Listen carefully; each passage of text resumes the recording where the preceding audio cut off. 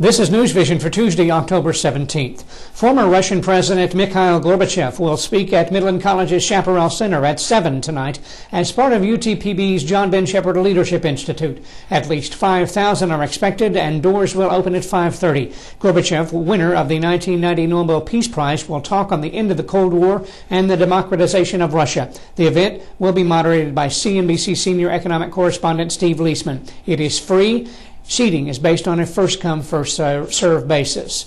Sylvester Perez was formally introduced as the new superintendent of Midland schools last night after the MISD Board of Trustees voted unanimously for him to succeed Robert Nix, who is retiring after just 5 years on the job. Perez, the former superintendent of the San Marcos Consolidated ISD, will earn $225,000 a year when he begins his new job in Midland on December 1st.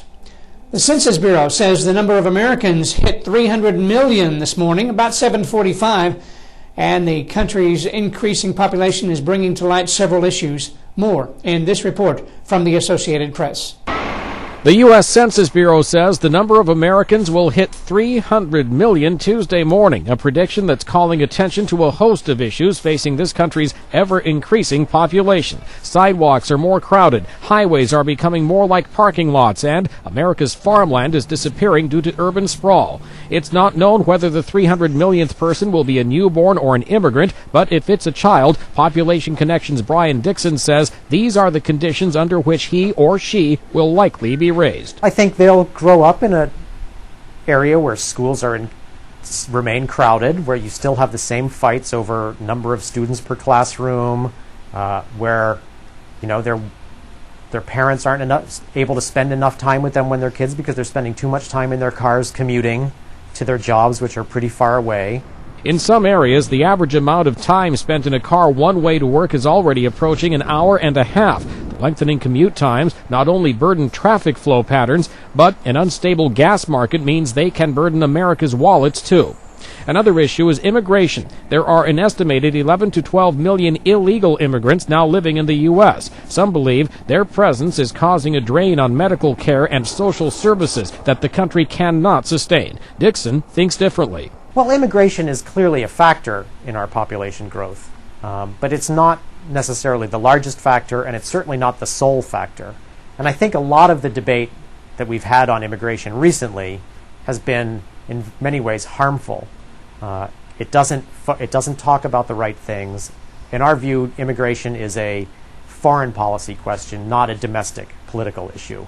But the availability of farmland is certainly a domestic issue, and as more homes are built to house more Americans, fewer acres are available for farming and grazing. The urban sprawl for some of America's major cities also causes more pollution of water supplies. Complicating matters is the fact that Americans are living longer than ever. Dixon says it's time for the issue of population growth to be addressed by elected officials locally and nationally. I think it's important that we keep these issues out there, that we keep talking about them, and that policymakers at every level of government address them quickly, and that Americans demand that they be addressed, because it's their quality of life that's at stake. Mike Gracia, The Associated Press. Today's hot topic in our My West Texas Forum deals with Senate Democratic leader Harry Reid, who collected a $1.1 million windfall on a Las Vegas land sale, even though he hadn't personally owned the property for 3 years, according to property deeds. Come by and comment. Also today on MyWestTexas.com, meet Leanne Dearman, the new web developer at the City of Midland. She's the focus of our person-to-person online feature at My West Texas. Our reader poll from yesterday, you were split 50-50 down the middle on the question of whether you plan to get a flu shot this year. About 180 of you voted. Today, tell us what local blog you most often frequent. That's newsVISION for Tuesday. I'm Jimmy Patterson.